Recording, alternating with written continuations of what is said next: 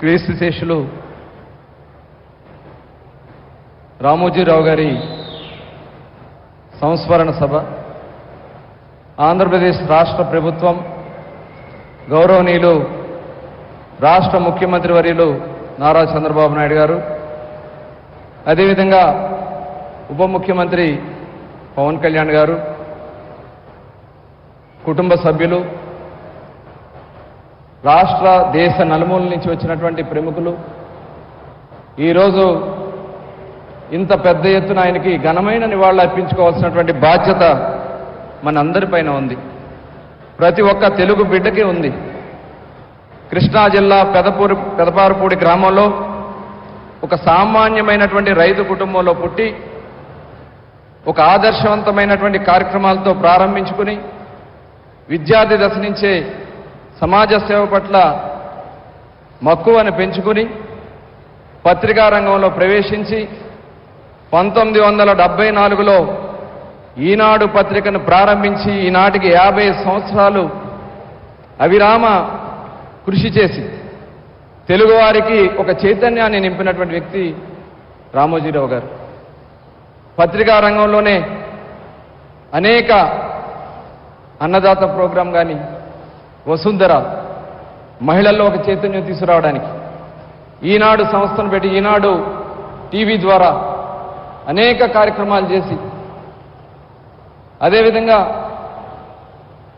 Ramoji film city Asia ఖండంలోనే అతిపెద్ద film సిటీని ఏర్పాటు చేసి చలనచిత్ర రంగంలో ఒక మకుటం లేనటువంటి కార్యక్రమాలు నిర్వహించడం, ఎంతో ఆదర్శవంతమైనటువంటి చిత్రాలు, మయూరి లాంటి ఆదర్శవంతమైనటువంటి చిత్రాలు నిర్మాణం చేసినటువంటి ఆ మహనీయుడు రామోజీరావు గారు. తెలుగువారికి ఎప్పుడు కష్టాలు వచ్చినా వారికి అండగా నిలబడినటువంటి వ్యక్తి. ఆనాడు అన్న నందమూరి తారక రామారావు గారు ఒక చైతన్యం తీసుకురావాలనే ఉద్దేశంతో రాజకీయాల్లోకి ప్రవేశించినప్పుడు ఆయనకు తోడుగా నిలబడ్డారు. చంద్రబాబు నాయుడు గారు ఈ రాష్ట్రాన్ని ప్రగతి పదంలో నడిపిస్తున్నప్పుడు ఆయన చేసే కార్యక్రమాల్ని ప్రోత్సహించారు. అనేక కష్టాలు, ఇబ్బందులు రాజకీయాలతో జతకట్టాలని చూసినా మచ్చ లేకుండా నిలబడినటువంటి ఏకైక వ్యక్తి రామోజీరావు గారు అని చెప్పి ఖచ్చితంగా చెప్పొచ్చు. తెలుగు వారిలో ఆనందం కోసం ఇవాళ అక్షరాన్ని ఆయుధంగా చేసినటువంటి నిలబడినటువంటి ఏకైక వ్యక్తి కూడా రామోజీరావు గారు అని చెప్పి ఖచ్చితంగా మనం చెప్పొచ్చు.